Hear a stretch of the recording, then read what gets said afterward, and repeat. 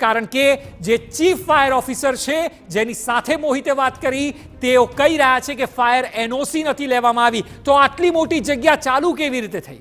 આટલી મોટી જગ્યા પર કેમ કોર્પોરેશનના કોઈ કર્મચારી કે અધિકારીની નજર ન ગઈ કે ફાયર એનઓસી વગર આ જગ્યા ધમધમી રહી છે?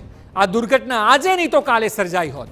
ફાયર એનઓસી વગર આ ઓપરેટ કેમ થઈ શકી? એ સૌથી મોટો સવાલ છે અને એ સવાલ હવે આ જગ્યાના માલિકને નહીં, હવે સવાલ અમે મહાનગરપાલિકાને પૂછી રહ્યા છીએ, કોર્પોરેશનને પૂછી રહ્યા છીએ. હવે કોર્પોરેશનનું તંત્ર જવાબ આપે કે આ ગંભીર બેદરકારી આપની છે.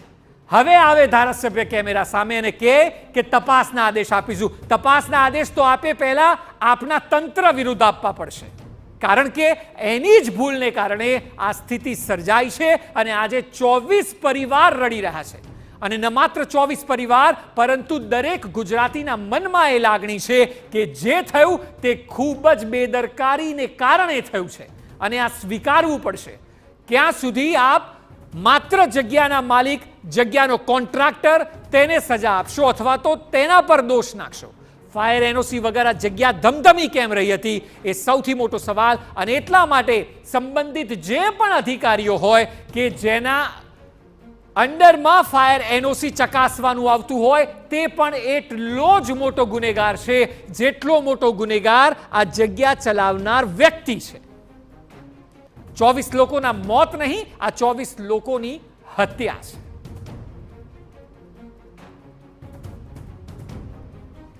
ગેમ ઝોન એ મોતનો ઝોન બની ગયો એ ભૂલકાઓ માટે કે જેઓ વેકેશન માણવા માટે ગયા હતા. આપે પરિવાર વિશે તો વિચારો કે જેનું સભ્ય અંદર હશે, બહાર તેની શું હાલત થતી હશે.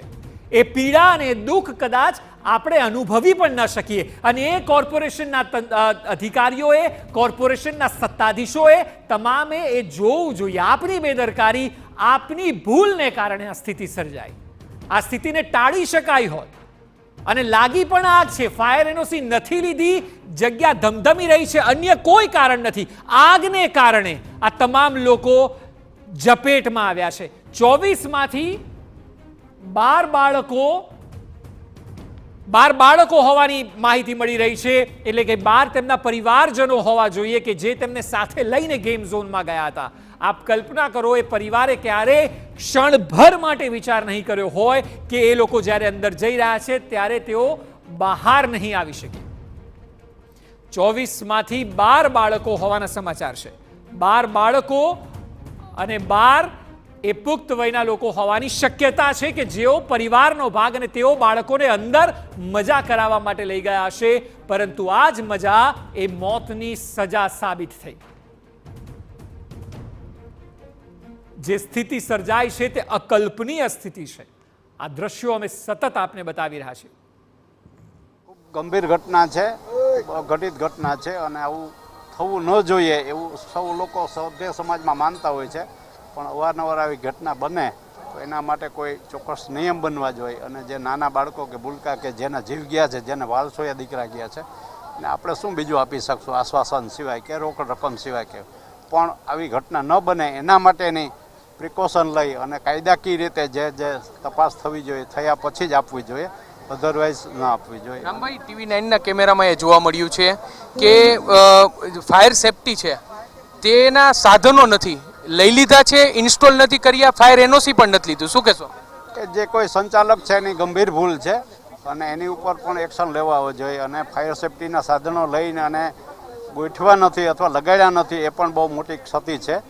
ખરેખર તો જે તે વખતે તમે ચાલુ કરે જે યોજના ત્યારે જ ખાસ તો એ બધું ફિટ થઈ જવું જોઈએ, કેમ કે નાના બાળકો માટેની વાત છે અને ગંભીર ઘટના છે એની સામે એક્શન લેવા જોઈએ. રામભાઈ, સામાન્ય બાબતો હોય તો રાજકોટ મહાનગરપાલિકાની ટીમ છે તે કાયદાનું ભાન કરાવતી હોય છે, કાયદો દેખાડતી હોય છે. આટલું મોટું ગેમ ઝોન ધમધમી રહ્યું હતું અને રાજકોટ મહાનગરપાલિકાના અધિકારીને ખબર ન હોય એવું બને? એને ખબર જ હશે અને જાણતા પણ હશે અને એ ખાનગીમાં જોઈ પણ ગયા હશે, પછી જ આ બધું થયું હશે. પણ જે કોઈ આમાં ગુનેગાર ઠરે, જે કોઈનો વાંક આવે, જે કોઈની માહિતી મળે એની સામે કોર્પોરેશન અથવા તો સરકારે કે કાયદાની રીતે કાનૂન વિભાગે કડકમાં કડક પગલાં લેવા જોઈએ. કેમ કે જેના વાલસોયા દીકરા ગુજરી ગયા છે એની વેદના એના કુટુંબની જે ખૂબ ગંભીર બાબત છે એની ઉપર પગલાં લેવા જોઈએ. આપ બેબાક સાંસદ સભ્ય છો, જવાબદારો સામે કાર્યવાહી થવી જોઈએ, એ પછી અધિકારી પણ અને આપ સરકારમાં રજૂઆત જે કરશો? કોઈ જવાબદાર અધિકારી હોય એની પણ સામે થવી જોઈએ, આયોજકે કોઈ ભૂલ કરે તો એની પણ થવી જોઈએ ને જે આમાં જવાબદાર ઠરે એ બધા સામે કાયદેસરના પગલાં ભરવા જોઈએ. કેમ કે આ સામાન્ય ઘટના નથી. 22-24 લોકોના જો જાન જતા હોય અને કોઈ એક નાનકડી ક્ષતિ રહી ગઈ હોય કે કોઈએ ભૂલ કરી હોય કે ફાયર સેફ્ટીના જે સાધનો છે સાધનો પણ ન લગાવ્યા હોય આટલા ટાઈમથી ચાલુ હોય પછી, તો એના માટે એની કડકમાં કડક જે કોઈ સજા થાય એ થવી જોઈએ. અને એના માટે હર હંમેશ હું રજૂઆત માટે સરકારમાં અને કોર્પોરેશનમાં કાલે જ કરીશ. સ્પષ્ટપણે તો રાજ્યસભાના સાંસદ રામભાઈ મોકરિયા છે કે જેઓ સ્પષ્ટપણે કહી રહ્યા છે કે આ ઘટના છે તે ખૂબ જ દુઃખદ ઘટના છે અને જે પણ જવાબદાર હોય તેની સામે કાર્યવાહી થવી જોઈએ. અત્યારે મહાનગરપાલિકાના જે અધિકારીઓ પોતાની જવાબદારીમાંથી હાથ ખંખેરી રહ્યા છે કે તેઓને જાણ નથી કે આટલું મોટું આ કોમ્પ્લેક્સ છે તે ચાલી રહ્યું છે. જોકે ખુદ રાજ્યસભાના સાંસદ રામ મોકરિયા પણ કહી રહ્યા છે કે જરૂરથી આવી દુર્ઘટના બની હોય તે પહેલા આ લોકો આ જે ગેમ ઝોન ધમધમી રહ્યો હતો ત્યાં ખાનગી રીતે તપાસ પણ કરી ગયા છે.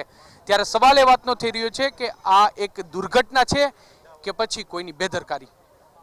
કેમેરા પર્સન ભાવેશ લશ્કરી સાથે મોહિત ભટ્ટ, TV9 રાજકોટ. તો અત્યારે સૌથી